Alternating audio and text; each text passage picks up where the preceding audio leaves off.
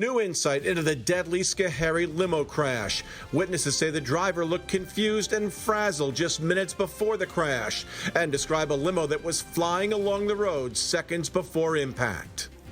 He didn't deserve to be shot like a pig, like just an object. A mother heartbroken after an officer-involved shooting leaves her son paralyzed. Now the calls for justice growing louder for Jacob Blake. Back to school, remotely or in person. It's a big choice. Why some parents feel going remote is the best option. Plus, here's to man's best friend. It's National Dog Day. How the pandemic has more owners celebrating this year.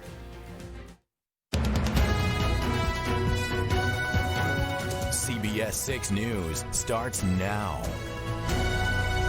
Good evening. We're learning so much more today about the Schoharie limo crash that claimed 20 lives almost 2 years ago. Hundreds of pages of new documents released today by the NTSB, chilling new eyewitness accounts and many details that we have not heard before today. We have team coverage for you tonight as the lawyers for Nauman Hussein, the operator of Prestige Limousine, met with the prosecution again today after weeks of talk about a plea deal in the case. We kick off our team coverage tonight with CBS 6 anchor Liz Bishop, who spent all day combing through these newly released documents. Liz. And Ann and Greg, I was going to actually show you the report, but there were just too many pages to print out. That's how big it is. And while the NTSB document contains hundreds of pages of diagrams and attachments covering everything from Google Earth maps to toxicology reports to inspection stickers, it's really the human element, the accounts of those who were there, the words of the victims just before the crash, and the words of those left behind that really brings home the tragedy of October 6, 2018. It sounded like a jet engine. That's how loud it was. The recollection of an eyewitness who saw the limousine on the road just before the accident. She went on to say, I then looked in my rear view mirror and saw the limo flying up behind me. I yelled for my daughter to hold on. She says the 2001 Ford Excursion swerved and struck another car traveling north. Another eyewitness says, I don't remember hearing any brakes. I don't think he had his brakes on at all. And yet another eyewitness traveling north on Route 30 said as the limo passed him, the driver looked, quote, confused and, quote, frazzled. Jason McKelvey also said he noticed the limo pull off the road just minutes before the crash with its flashers on and then pulled back on the road. A friend told state police that Aaron McGowan texted her that, quote, the party bus broke down before it came to pick us up, so Axel got a limo. The limo sounds like it's going to explode, followed by 3 crying emojis, and later texted, it's a junker, literally, holes in the ceiling. And still later, the motor is making everyone deaf. Driver Scott Lissanikia's wife told investigators that he would refuse to drive a certain vehicle because of mechanical problems until Prestige Limo Company fixed it. The report indicates that portions of the body panels had separated, exposing considerable corrosion.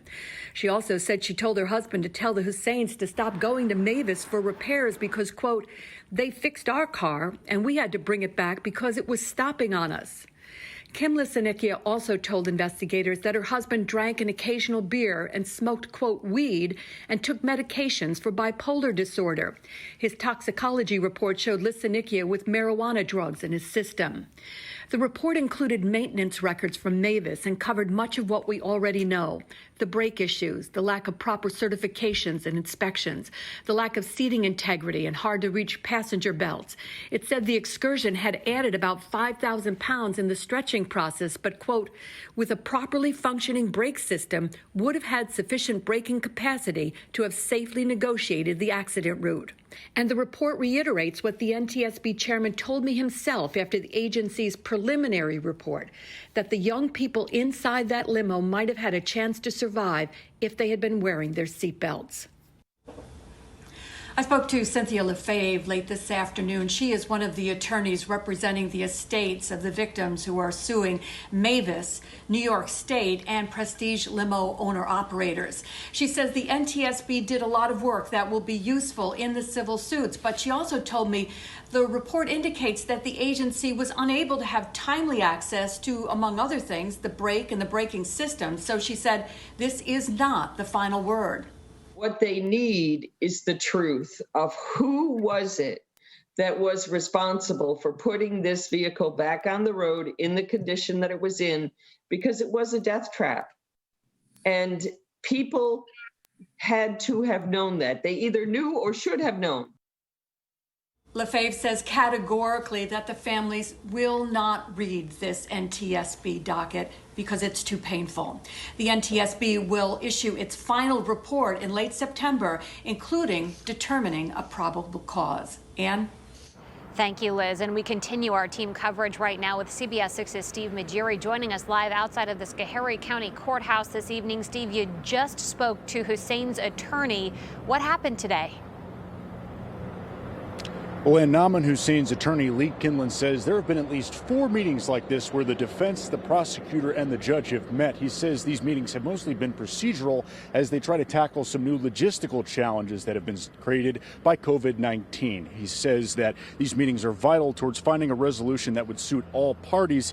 And there had been talks that Naaman Hussein would take a plea deal to spare him jail time. The trial was originally scheduled in May, but was put on hold due to COVID-19.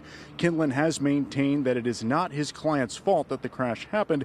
Investigators have said the vehicle's crash was due to catastrophic brake failure. We asked Kinlan about whether a plea deal is in the works. He says both a plea deal and a trial are potential outcomes. You know, I can honestly say that just about every option's on the table, from a plea to a trial. I think, as a practical matter, one of the biggest holdups right now is, the thing that we all worry about, and that is how has COVID affected how we run our business, our business of this case. And Kinlan said that the documents released by the NTSB today will likely not have an impact for either side in this case. He says the next meeting that he's having with the prosecutor and the judge is on September 23rd at 1:30 p.m. Live in Schoharie, Steve Majiri, CBS 6 News. Thank you, Steve. And we have been covering this story for nearly 2 years. For all of our continuing coverage on the Schoharie limo crash, head to CBS6Albany.com. You can also get updates by following us on social media and with the free CBS 6 News app. Albany police have arrested a doctor for inappropriately touching a female patient. Officers say back in March, Victor Tolchinsky placed his hands up the victim's skirt and allegedly asked if he could draw a nude sketch. He works as a family medicine doctor and acupuncturist out of an office on Lark Street. Well, Capital Region schools are seeing many families decide their kids will not return to the classroom in September, not in person. Schenectady with the highest number, 60% of students choosing virtual-only learning. CBS 6's Leandra Rosa has been speaking with parents about how they made their big decision.